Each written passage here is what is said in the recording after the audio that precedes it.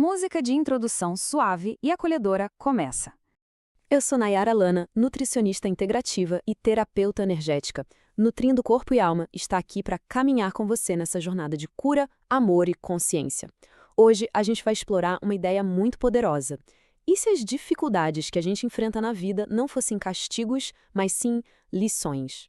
Vamos mergulhar juntos nesse universo das energias que nos cercam e entender como podemos navegar por elas, transformando qualquer desafio em puro crescimento. Então, para a gente começar, tem uma regra fundamental nessa nossa jornada que é super importante entender. Muitas vezes, a gente olha para os desafios e pensa que é algum tipo de punição, né? Mas a perspectiva que vamos explorar hoje é bem diferente. É como se o nosso planeta fosse uma grande escola. E cada experiência, cada coisinha, é na verdade uma oportunidade para a gente aprender. Essa forma de ver as coisas muda totalmente o conceito de karma. Não é sobre uma permissão divina para o nosso sofrimento.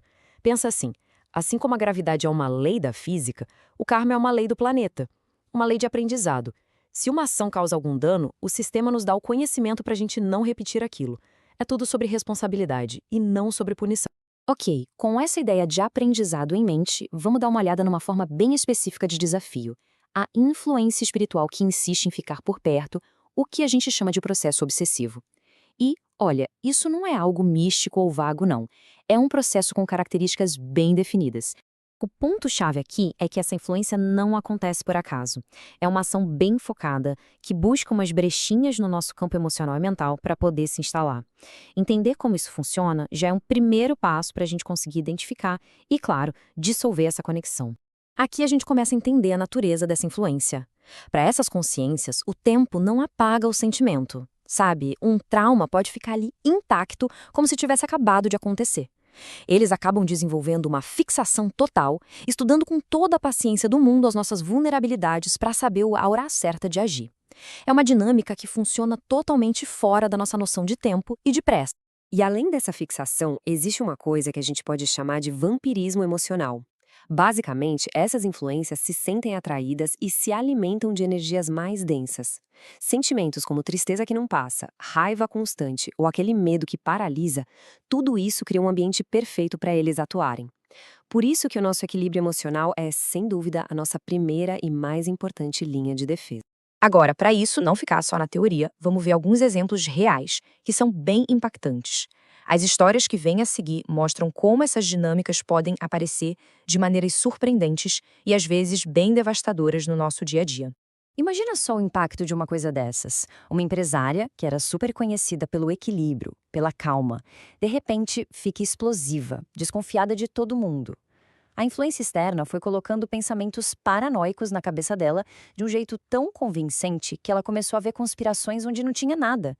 Chegou ao ponto de destruir o próprio negócio que ela mesma construiu. Esse aqui é um exemplo muito forte de como a comunicação pode ser sabotada por dentro. Uma frase simples tipo "estou cansado" era distorcida e recebida com uma carga de rejeição tão grande que gerava brigas enormes, totalmente desproporcionais.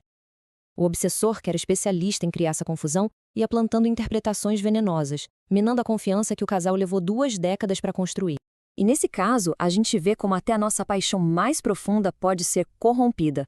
Uma pediatra, que tinha como propósito de vida cuidar de crianças, de repente passou a sentir uma repulsa por elas que não tinha explicação.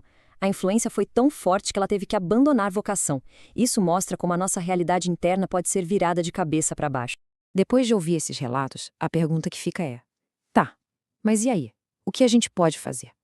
E a boa notícia é que não estamos de mãos atadas. Agora, vamos sair das histórias de alerta e partir para as ferramentas de poder. Estratégias práticas para a gente fortalecer nosso campo energético e retomar nosso espaço. Essa é uma técnica super simples, mas muito poderosa para usar na hora. Quando perceber um pensamento negativo que parece que não é seu, que veio do nada, conte até 5. 1, 2, 3, 4, 5. Esse ato consciente de quebrar o padrão e mudar o foco impede que a influência crie raiz e ganhe força.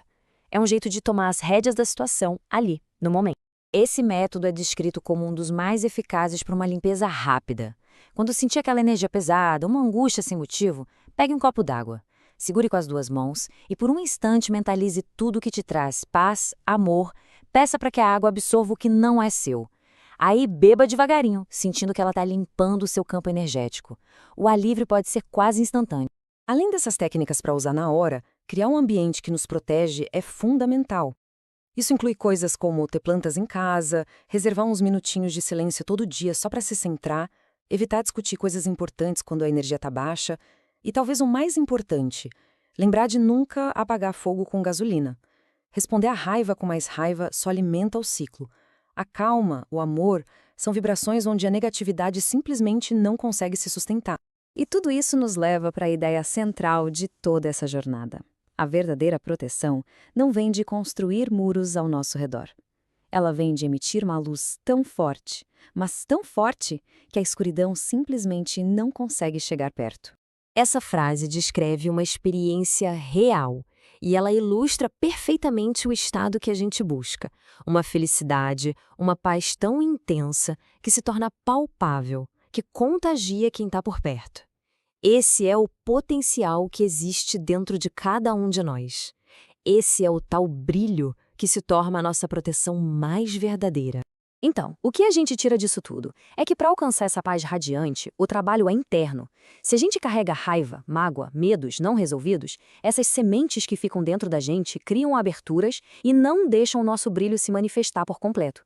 A cura interior é o que prepara o terreno para essa luz poder finalmente brilhar sem nenhum obstáculo. E isso nos deixa com uma última reflexão. Todo esse trabalho de autoconhecimento, de encarar as nossas sombras, de praticar o perdão, tudo isso é o caminho para a gente alcançar aquele estado de paz que mal dá para descrever em palavras. Se a gente olhar por esse lado, cada passo, por mais difícil que pareça, se torna um investimento que não tem preço. Se você gostou desse vídeo, comente, curta e compartilhe para que mais pessoas iniciem sua jornada de cura e consciência.